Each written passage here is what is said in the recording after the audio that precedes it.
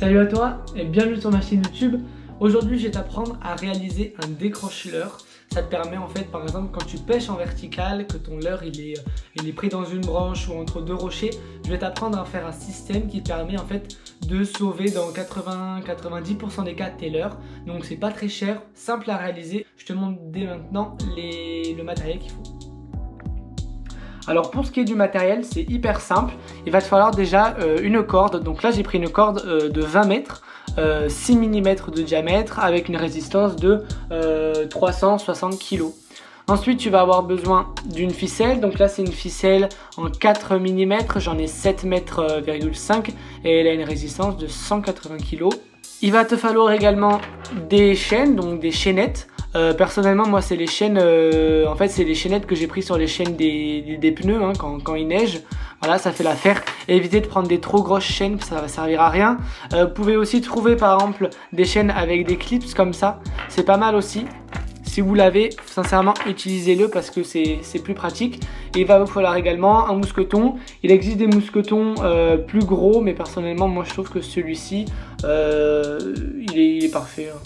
Voilà, donc en fait on va commencer tout simplement par utiliser cette petite corde et je vais vous montrer directement qu'est-ce que j'en fais.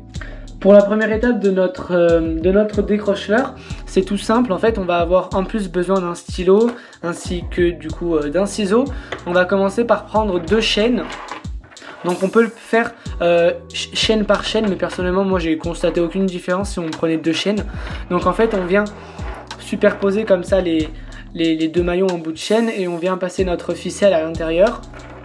Voilà, donc on met comme ça. Ensuite on va venir tout simplement mettre notre ciseau ici et faire un nœud.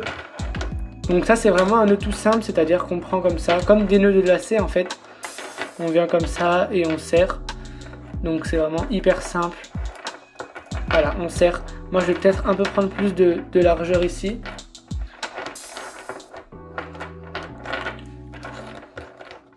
Voilà, donc là on serre bien correctement et ensuite on fait le même procédé, voilà.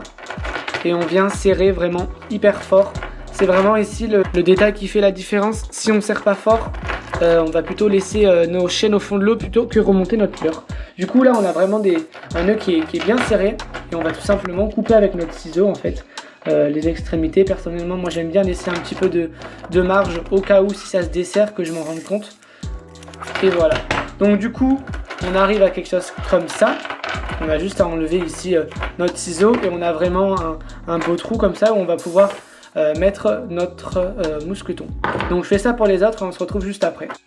Allez, donc là j'ai fini. On va tout simplement prendre notre mousqueton. Donc là j'ai la chance d'avoir une accroche déjà toute faite, donc c'est hyper pratique. Voilà, j'ai juste à faire ça, c'est clipsé. Par contre pour les autres il suffit juste voilà, hein, d'ouvrir notre mousqueton, passer ici comme ça, de refermer. Voilà, et l'autre également. Et voilà, ce qui fait que maintenant on a une sorte de... Moi ça me fait penser à un poulpe ou une pieuvre. Bon bref. Je reviens juste sur l'importance du petit clip, ce que je t'ai montré dans les images précédentes. Si tu peux t'en procurer un, c'est vraiment pas cher. En tout cas, voilà, je te le conseille parce que ça va te permettre d'avoir un montage plus solide parce qu'il y aura essentiellement de l'acier. Ça va te permettre également de tirer avec plus d'insistance sur ton montage sans pour autant stresser à se dire si je tire trop, les chaînes vont rester au fond de l'eau. Pour ça, en fait, il suffit juste de fixer tout d'abord les chaînettes sur cette petite accroche en fait et ensuite tu vas utiliser ce clip ou tu peux le remplacer par un petit mousqueton. Voilà, le petit mousqueton, tu vas pouvoir le raccrocher au mousqueton d'une plus grande taille. Voilà, comme je vois, parce que tu vois que je m'embête un peu sur les images à faire des nœuds. Donc là, en fait, on a tout simplement presque fini. On va juste se procurer notre corde et réaliser en fait un nœud cuillère ou un nœud simple. Personnellement, j'ai plus confiance dans les nœuds cuillères. Pour faire le nœud cuillère, c'est hyper simple. En plus, là, ça va être bien visible, donc c'est top. On rentre tout simplement notre corde à l'intérieur du mousqueton. On fait sortir un peu d'excédent. Et en fait, avec l'extrémité en fait, de la corde, on vient tourner comme ça pour faire des ronds. Comme c'est une grosse corde, pas la peine d'en faire 8 ou 9 tours. Personnellement, moi, je fais 4-5 tours.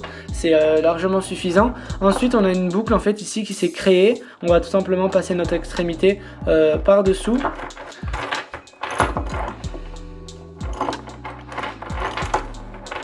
Voilà, donc j'ai réalisé mon nœud, il est comme ça, donc là il est bien serré. Bon, il bouge un peu parce que forcément c'est un peu compliqué de ne pas avoir de jeu quand on fait avec du gros cordage. Et il me suffit juste donc de manière générale pour un nœud de pêche ou quoi, j'aurais coupé l'excédent.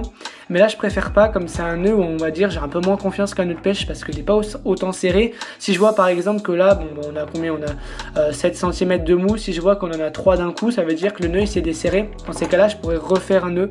Voilà, donc je préfère pas couper vraiment à ras. Bon ben voilà, on a fini notre montage décroche-leur. Sincèrement, je l'ai testé au bord de l'eau et il est hyper pratique.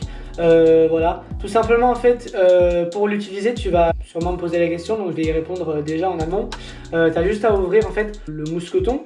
Ensuite, tu viens passer ta ligne à l'intérieur du mousqueton, ce qui fait qu'en fait, ça tu vas l'avoir sur ta barque ou du bord. Et en fait, tu vas laisser du mou à chaque fois parce qu'avec le poids, forcément, il va glisser sur la ligne. Et quand il va arriver au niveau du leurre, tu vas plus avoir de corde qui va partir. En fait, c'est un indicateur qui te permet de savoir que tu es arrivé donc du coup jusqu'au leurre.